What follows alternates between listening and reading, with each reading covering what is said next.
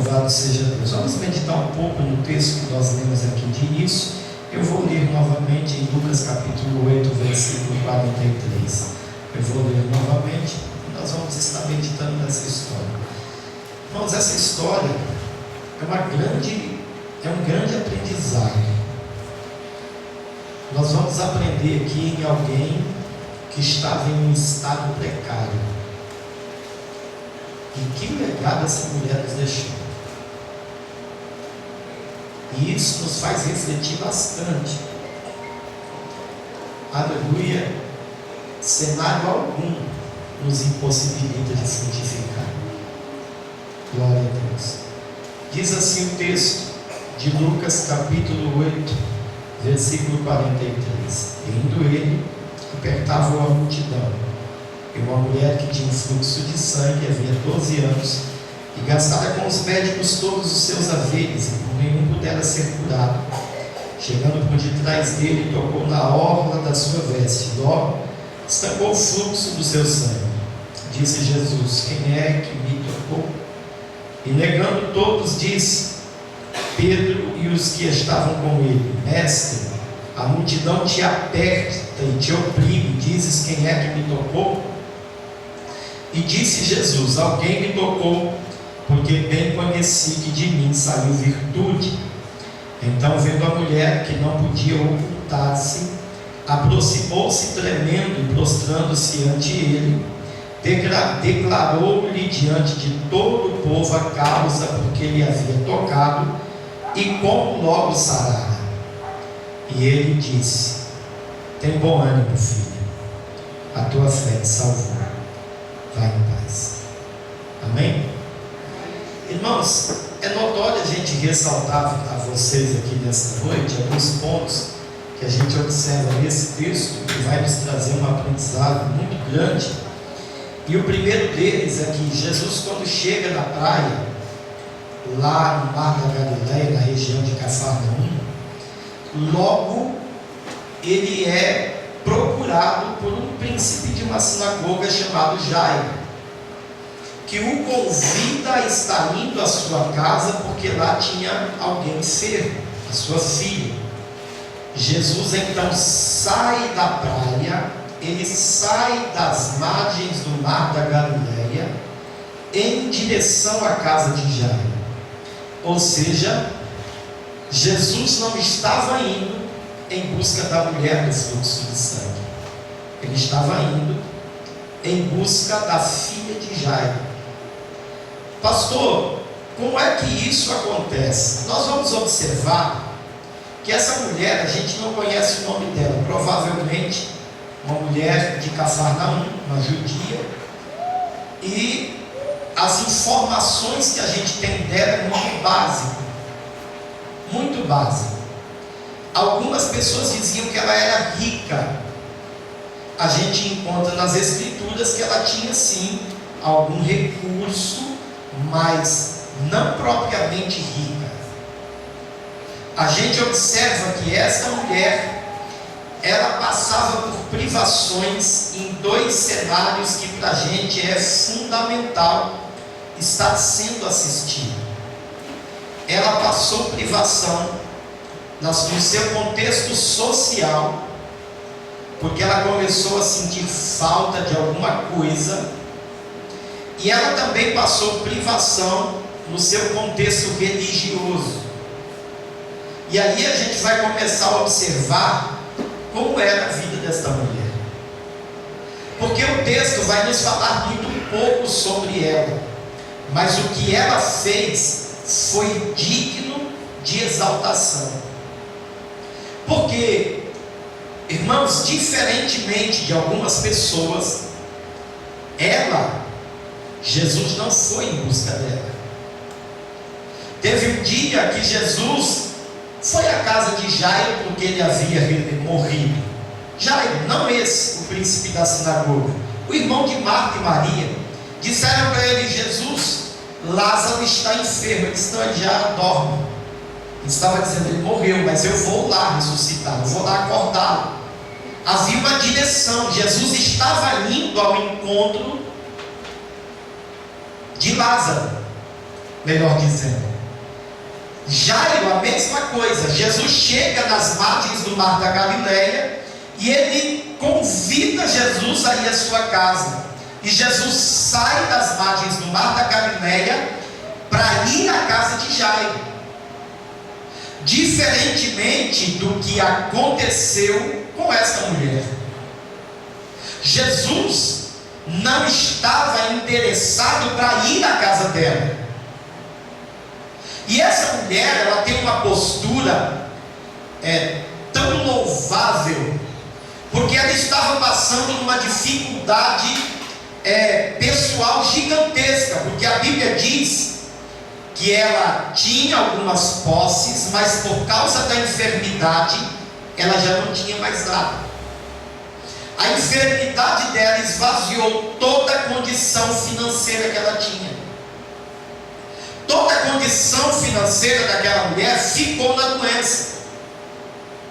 E isso é interessante para a gente meditar, porque na nossa vida, irmãos, muita coisa pode acontecer da noite para o dia. A nossa vida pode mudar para melhor ou para pior no estalar de dedos. Aleluia. Jesus disse para a gente estar atento, porque no mundo nós teríamos aflições. E isso é fato, nós estamos no mundo. Não somos do mundo, mas nós estamos no mundo. E estando aqui, muita coisa pode mudar no estalar de dedos. Aleluia. Porém, o que essa mulher nos deixa de legado é muito forte, porque ela estava vivendo um cenário de escassez. Quem aqui já viveu o cenário de escassez sabe o que é precisar de alguma coisa e não ter. Quem já vivenciou isso sabe como é ruim. Eu me lembro uma vez minha mãe saindo para trabalhar, e ela levantava cedo, ficou ela cuidando de 5 meninos. Meu pai nunca deu R$1 de pensão para minha mãe, eu tinha muita mulher na rua. E eu me lembro da minha mãe chamando a minha irmã que ia ficar comigo e com a Tatiana era bebê, e ela chorando, ela disse para minha irmã assim: engana eles durante o dia, pega a farinha, lá em casa só tinha farinha de mandioca, pega a farinha, mistura com um pouco de açúcar e dá para eles durante o dia, que quando eu chegar eu trago comida.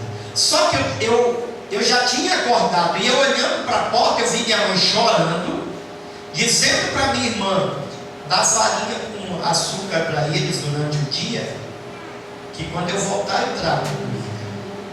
E aquilo ficou marcado na minha mente, porque eu vi isso. Quando ela voltou, ela vinha do serviço, e no serviço ela já trazia comida e a gente era suprido. Quem passou necessidade, essa geração dificilmente vai saber o que é isso. Essa geração dificilmente vai saber o que é isso. Eu me lembro que aos domingos a minha mãe dizia assim: hoje nós vamos lá buscar a feira. E eu ia com um carrinho de rolemã, era um carrinho que a gente fazia de madeira e as rodinhas eram de rolemã. Tinha uma borracha assim para a gente frear, né? Os meninos gostavam daquele negócio, né? A gente pisava aqui para frear e ia pendurando nele aqui. A gente ia para a feira para pegar a compra, para levar as compras de quem tinha dinheiro para fazer feira. Mas eu ficava na feira até 3 horas da tarde, porque a feira lá em São Paulo, no Jardim Miriam, era uma feira gigantesca. Ela tomava assim 5, 6 quarteirões. E quando ia dando 2h30 da tarde, aí minha mãe chegava na feira, porque a gente ia pegar os restos que caíam embaixo das bancas. Era resto de tomate, de laranja, tudo que caía embaixo, eu ia com ela e eu pegava, enchia o carrinho, e aquilo era a nossa feira durante a semana. Mas tudo isso para não passar fome, porque era muito difícil. Quem já sentiu falta de alguma coisa sabe o que é isso. Essa mulher, a vida dela mudou da noite para o dia. Alguns estudiosos afirmam que a hemorragia dela era constante, Outros não, outros dizem que era esporádica, porém não menos intensa do que constante. Mas fato é que ela sofria de uma hemorragia, e isso fez com que ela perdesse todos os seus recursos. Todos. Aquela mulher, as economias dela ficou naquele cenário. Ela enfrentava muitas dificuldades. A Bíblia diz que esse período já durava 12 anos. Havia 12 anos que essa mulher sofria com essa enfermidade. A gente não sabe, basicamente, qual foi o tempo que ela levou para gastar o dinheiro que ela tinha para tentar recuperar a sua enfermidade. Mas é fato também que a gente tem que lembrar que também não sabemos qual a razão de tudo aquilo ter acontecido. Porém, a gente observa muita gente se gastando no mundo para ganhar dinheiro, e ele não vai usufruir de nenhum real daquilo que ele está fazendo. Porque quando a doença pegar, tudo aquilo que ele se desgastou de manhã, de tarde, de noite, de madrugada, vai ficar na mão do médico, e muitos deles não terá cura. E é interessante porque teve, eu não sei se foi Mahatma Gandhi, que ele se assustou com a frenética do homem para ganhar dinheiro, e depois com a preocupação do homem para gastar o dinheiro que ganhou, para recuperar a saúde que perdeu ganhando dinheiro. Aleluia, não é sábio isso. Isso não é sábio. A gente precisa ter equilíbrio. Se nós não tivermos equilíbrio, a nossa vida vai ser horrível enquanto estivermos na terra. Aleluia, porque muitos de nós, por falta de equilíbrio, vamos nos desgastar tentando ganhar dinheiro, e depois vamos gastar ele no consultório médico. E isso é falta de inteligência emocional. Essa mulher, a gente não sabe quanto tempo o dinheiro dela durou, mas é fato que o recurso dela estancou, porque foram 12 anos de enfermidade. 12 anos.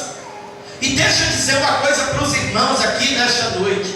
Eu sinto a presença de Deus para ministrar isso aqui para vocês. Não vale a pena você gastar o seu maior bem terreno, que é a sua saúde, para ganhar dinheiro. Não vale a pena. Não vale. Aleluia. O que importa, existem coisas que devem ser prioritárias.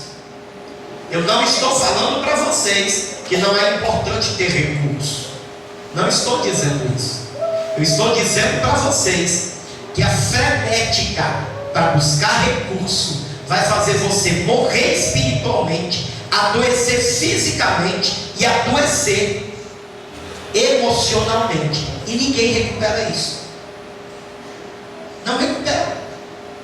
Essa mulher, ela ficou 12 anos doente e perdeu tudo. Ela estava agora com necessidades pessoais. Um outro setor da vida dela que foi abalado quando ela adoeceu: o religioso. Por quê? Biblicamente a gente vai observar que o judeu ele proibia toda mulher no período de fluxo, de menstruação, de hemorragia. Era proibido a permanência da mulher no contexto social. Ela não poderia encostar em ninguém, porque se ela encostasse em alguém, essa pessoa se tornava impuro. A mulher no período do ciclo menstrual não dormia da mesma cama que o marido, porque se ela encostasse nele, ele se tornava impuro. Esse era o contexto da lei do Antigo Testamento. Aquela mulher, ela foi privada do seu exercício de fé, de estar na casa de Deus.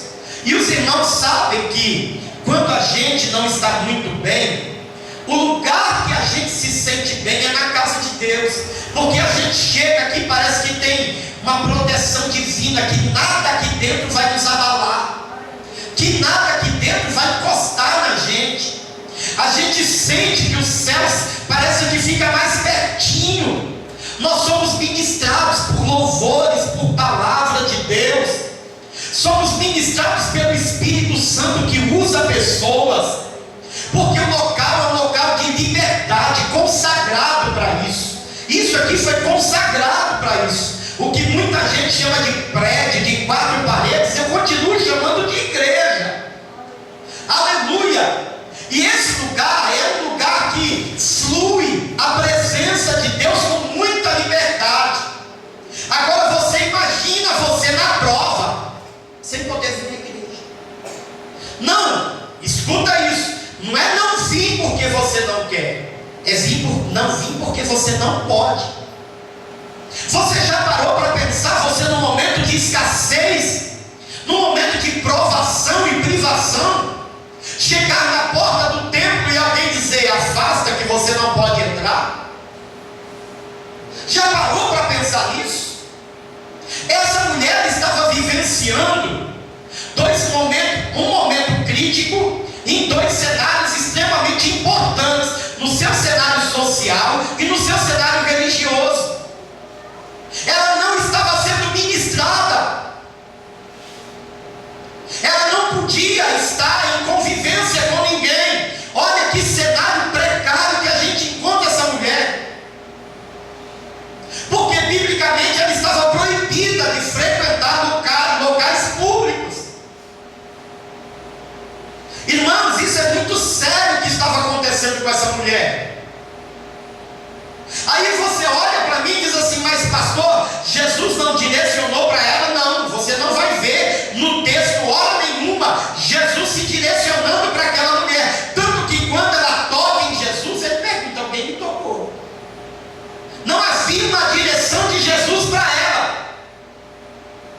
A direção de Jesus era para a casa de Jairo. Aleluia! Lembra de Bartimeu? Não havia uma direção de Jesus para Bartimeu também não, irmão.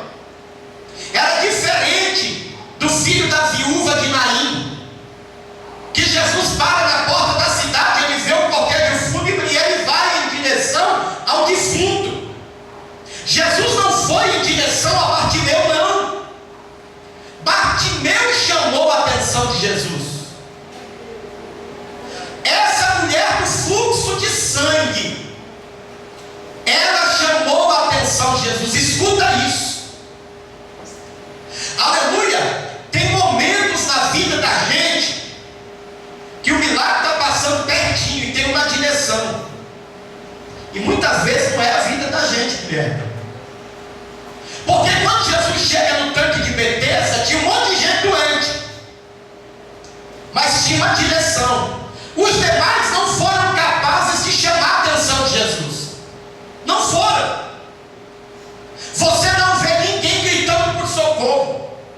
Você não vê ninguém fazendo algo extraordinário para poder atrair a presença de Jesus, a atenção de Jesus. O que Bartimeu fez? As pessoas diziam: se cala, e ele gritava. Se cala, e ele gritava. Ele ficou que nem louco no meio da rua. Ele gritava em alta voz: Jesus, filho de Davi, tem misericórdia. Jesus, filho de... E alguém se cala. Jesus, cala a boca. Jesus, ele não parou. Às vezes a gente quer ser tão ético, tão certinho. Irmão, a coisa está apertada. Como diz o mineiro, o pau da folha está caindo. E a gente está numa zona de conforto, não quer fazer nada extraordinário para chamar a atenção de Jesus. Porque às vezes a gente diz assim: o que vão pensar de mim? O que vão achar de mim? Não é lá tão importante o que vão pensar de mim. que vão achar de mim. Eu quero é a minha bênção. E se eu tiver que fazer algo extraordinário, eu vou fazer. Aleluia. Se um dia não for o dia do meu milagre, eu vou tentar atrair a presença de Jesus, o olhar de Jesus. Eu quero atrair esse olhar. E se ele olhar para a gente, a história é boa. A Bíblia vai nos dizer que Jesus tinha um interesse para ele. E essa mulher estava passando por um momento difícil em dois cenários essenciais na vida humana: o social e o religioso. Que às vezes o social não está muito bem, a gente vem para usar a fé e Deus ministra, a gente sai alegre, gigante vira anão, aleluia, muralha vira só muro pequeno, louvado seja Deus, tempestade vira garoa, aleluia, porque nós somos ministrados. Essa mulher não tinha isso. Ela estava passando privação social e religiosa, mas ela soube que Jesus ia passar, e mesmo sabendo que ela não tinha nenhum patrocinador, porque a menina, a filha de Jairo, tinha. A filha de Jairo tinha um pai que foi atrás de Jesus e disse assim: vamos lá na minha casa que minha filha está doente. Mas a mulher do fluxo de sangue não tinha ninguém. Aleluia. Deixa eu ministrar sobre a sua vida, que muitas vezes se sente sozinho. Acha que não tem ninguém do teu lado? E por causa disso, a tua autoestima vai lá embaixo. Ninguém me ajuda, ninguém coopera comigo, tenho ninguém do meu lado. Para com isso. A tua história muitas vezes precisa ser mudada por uma ação tua, não é dos outros sobre a tua vida. Aleluia.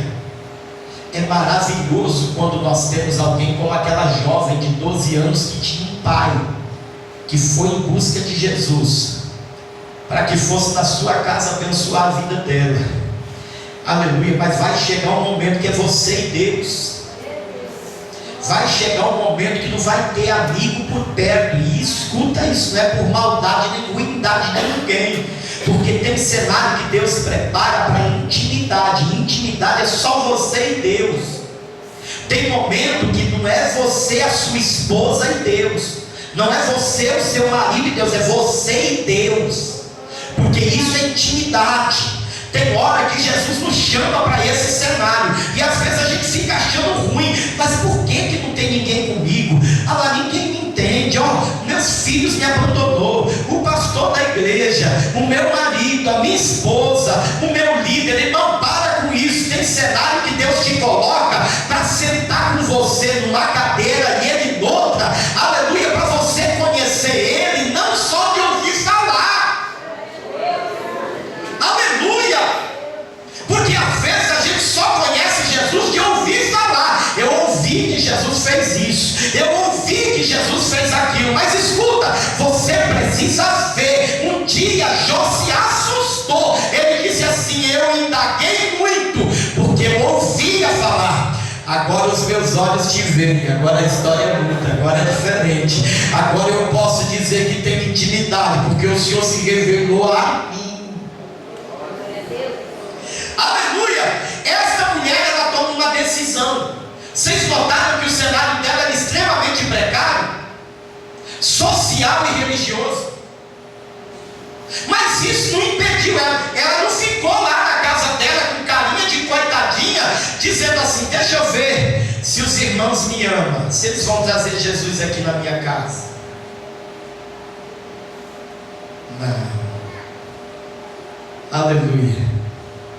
Muitas vezes quem quer atrair a presença de Jesus sai da zona de conforto e deixa a autodependência para trás. Louvado seja Deus, aleluia. Nós precisamos orar uns pelos outros, isso é fato. Se alegrar com quem se alegra e chorar com quem chora. Louvado seja Deus. Mas existem momentos na vida que você precisa se desgrudar das algemas da autodependência que muitas vezes nós temos de algumas pessoas que estão ao nosso redor, para viver a nossa fé verdadeira em Cristo.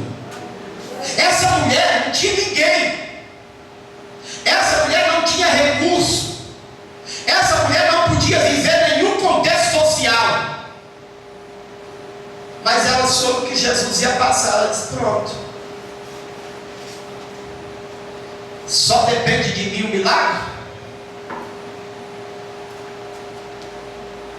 É só eu correr atrás que resolve? Vou correr atrás. Ela sai da sua casa, provavelmente estava meio que 007, ocultada, porque o judeu era muito religioso e muito rígido com esse contexto. O contexto religioso judaico era muito pesado. Se eles vissem, se algum vizinho, se alguém visse aquela mulher entrando no meio da multidão, todo mundo logo ia gritar e acusar ela.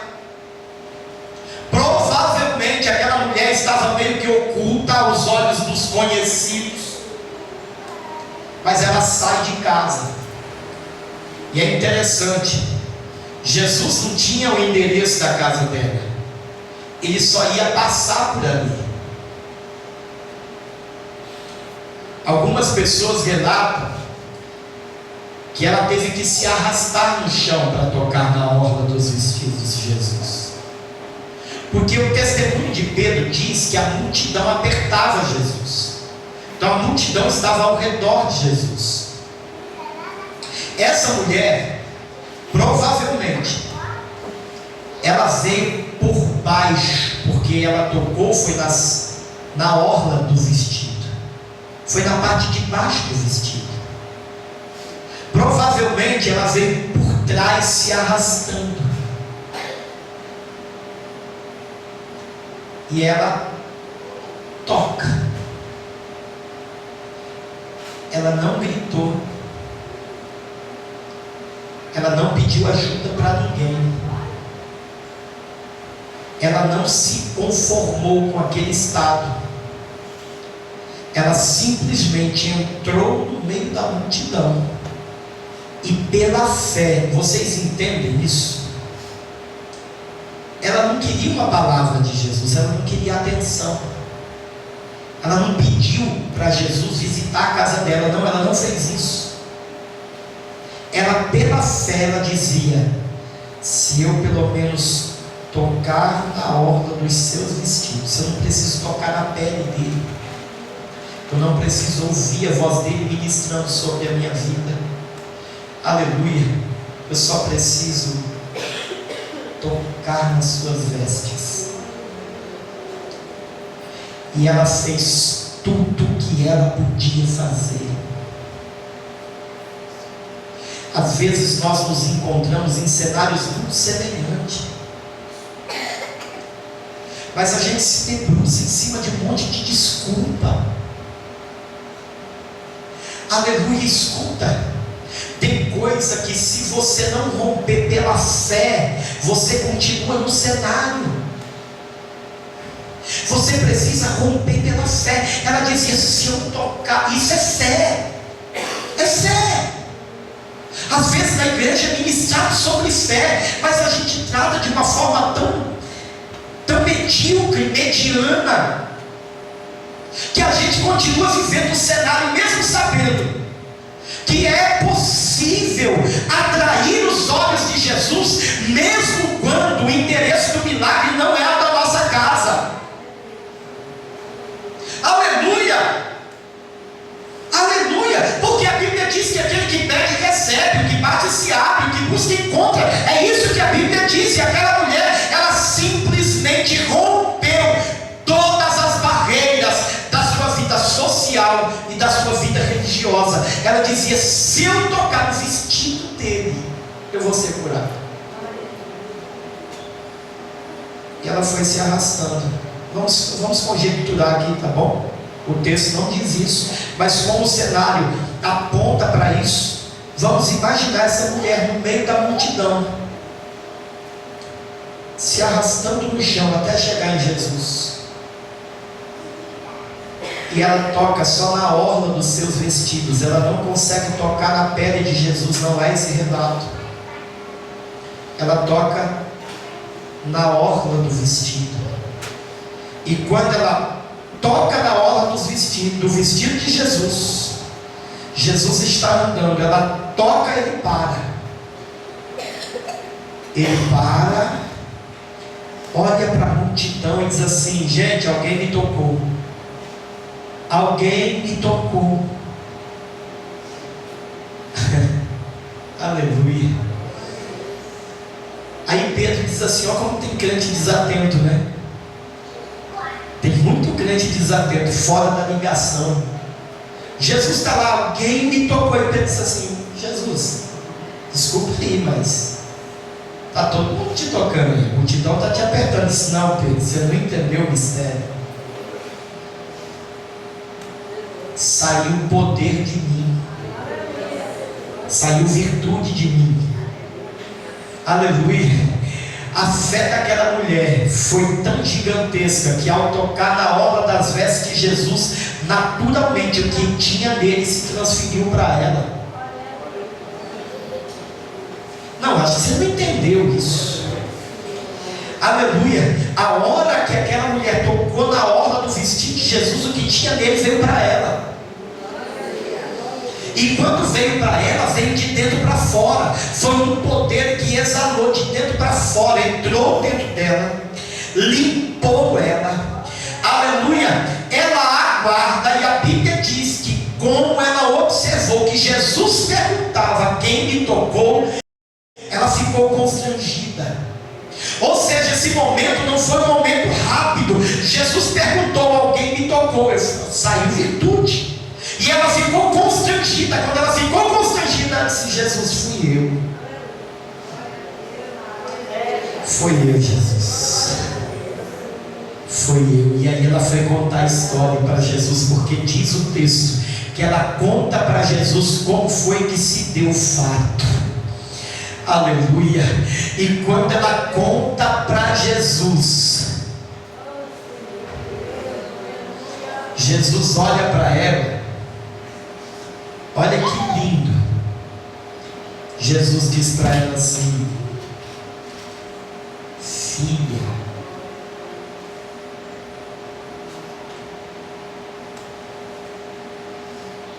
Jesus usa um termo de muita intimidade, de proteção, de provisão. Aleluia, porque um pai, quando assume a paternidade, ele assume o papel de provedor, de protetor. Aleluia. Jesus, quando olha para aquela mulher, diz assim: filha. Para mim é que esse termo foi o mais forte que ele usou com ela, porque até então ela estava excluída do contexto religioso. Aí de repente Deus olha para ela e diz assim: filha, vai em paz, a tua fé resolveu o teu problema. Aleluia. Que coisa linda que esta mulher nos proporcionou, irmãos. O teu cenário ele pode ser extremamente difícil, e a gente sabe que a gente passa por momentos muito difíceis. A vida é uma gangorra, nem sempre a gente está lá em cima. Na verdade, a maioria das vezes nós estamos lá embaixo. Sabe o que é que diferencia um cristão do outro? É como ele se comporta quando ele está lá embaixo. Aleluia, porque quando a gangorra está lá em cima, todo mundo é crente, todo mundo é adorador, todo mundo louva, todo mundo sorri, todo mundo adora. A diferença é quando a gangorra está lá embaixo. Aleluia, que ali é quando Deus sonda o coração para saber se tem adorador mesmo. se tem servo mesmo, se tem crente mesmo, se tem quem confia mesmo, se a tua fé está realmente firme no Senhor. Aleluia. Mas é fato, meu irmão, louvado seja Deus, que nenhum tipo de cenário adverso pode mudar aquilo que Deus tem para a nossa vida. E escuta, aprenda com a lição desta mulher. Mesmo quando o milagre não tem o teu endereço, atraia a presença dele. Aleluia, faça isso. Louvado seja Deus. Nós temos exemplos alguns nas Escrituras de que quando eles chamaram a atenção de Deus, mesmo não sendo o tempo, Deus fez acontecer pela fé, porque eles fizeram coisas extraordinárias. Você está precisando de quê? Fique de pé. Está precisando de quê, irmão? Respondeu aí no seu coração? Agora deixa eu fazer uma pergunta direcionada vinda do alto para a tua vida. Você está disposto a fazer o quê?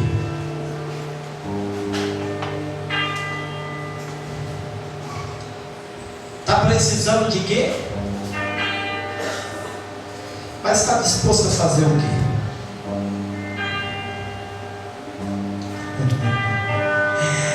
Aleluia, aleluia, aleluia, aleluia. Tome as rédeas da tua vida hoje.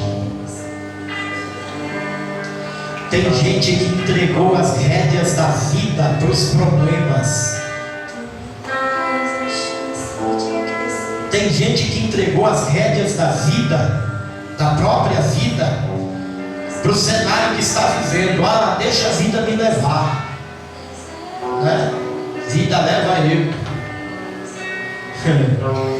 Eu vou dançar a música que tocar. Não. Na minha festa eu só danço a música que eu toco, porque as rédeas da minha vida estão nas minhas mãos. Escuta isso. Às vezes a gente diz assim: não, mas está nas mãos de Deus, para tentar ocultar uma ausência de ação nossa. Não, mas é porque está na mão de Deus, tá, irmão? E Deus nessa noite está cobrando a ação nossa, porque a parte dele está sendo feita, mas a gente está entregando a chave da nossa casa. Louvado seja Deus por os problemas e nos debruçando em cima do comodismo. Deus nos atrai aqui nesta noite para dizer para a gente: olha, o que é que você está disposto a fazer para mudar esse cenário? Feche os teus olhos, Senhor meu Deus, em nome de Jesus. Em nome de Jesus, nós te agradecemos, Senhor. Pedimos, Deus, a tua bênção sobre a tua igreja, teu povo. Continua com os teus servos e servas. Em nome do Senhor Jesus, ajuda o teu filho, ajuda a tua filha a tomar as decisões certas. Ajuda o teu filho e a tua filha, meu Deus, que tem vivido alguns momentos difíceis e que precisa de uma ação. Meu Deus, e muitas vezes tem medo de ousar, tem medo de tomar ações com ousadia. Ah, Senhor, nesta noite, encoraja esta irmã, encoraja esse irmão, meu Deus, para que eles possam viver este cenário de milagre, este cenário de intimidade, este cenário, meu Deus, de vivência com o eterno. Nós te pedimos nesta noite: ajuda, encoraja, dá, meu Deus, um espírito de ousadia. Senhor, abençoa o teu povo, em nome de Jesus. Levante as suas mãos. Que a graça de nosso Senhor e Salvador Jesus Cristo, o grande amor de Deus, o nosso Pai, a comunhão e a doce consolação do Espírito Santo seja com todos, não só hoje, mas para todo sempre.